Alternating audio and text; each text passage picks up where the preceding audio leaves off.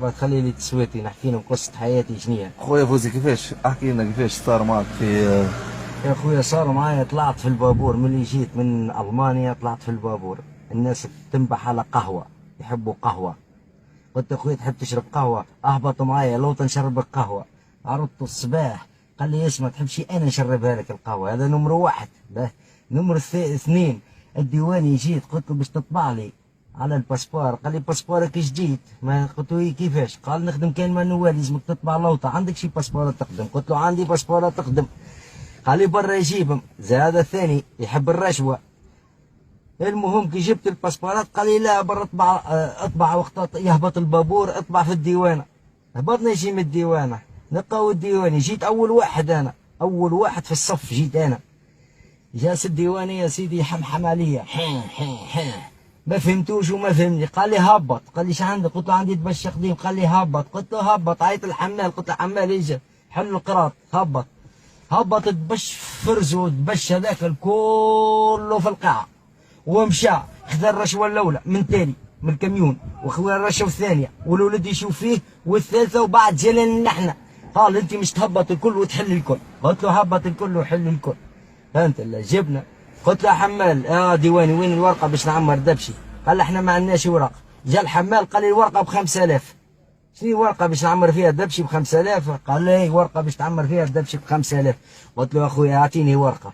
عمرت الوريقة. جاني الديواني قال لي من انت عندك 50 صباط مش نحلك محضر. قلت عليه تحلي محضر؟ 5000.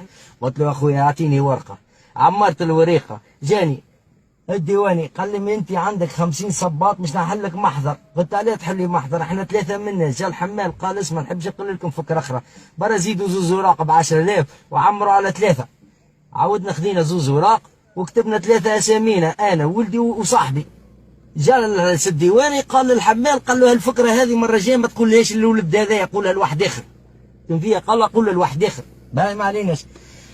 هبطنا يا سيدي السلعه واحد كل فتق حاجه كل في القاعه حطها كل في القاعه. باهي الناس الكل كانوا تالي الناس الكل خرجوا لان سي خدام عند الناس هكوما الرشوه، وانا ما خدام عنديش نحب يعطلني. فهمت لا؟ كبا صغير انا كي كنت في المانيا. فهمت لا؟ سحقت كبا، عندي كبا في الكهف، والكبا هذا في خراطيش نتاع راس العام. فهمت لا؟ كحشا يده يلقى 3 خراطيش. عيط للشيف نتاعو قال لقيت 3 خراطيش ولا 4 خراطيش مسيبين في الكبا نتاع هذا نتاع الولد اللي يقرا به. خذاو الخراطيش وجا قال لي مش نحل لك محضر. قلت له حل محضر انا الخراطيش هذوما حل عليهم محضر. قال لي مش نعمل لك باسم ولدك. علاش تعمل المحضر باسم ولدك؟ قال خاطر صغير باش يتعدى، باش هاكا يا راهو صغير وواحد ما يحلولكش المشاكل. بقى الله يبارك سيدي برا حل محضر. حل محضر.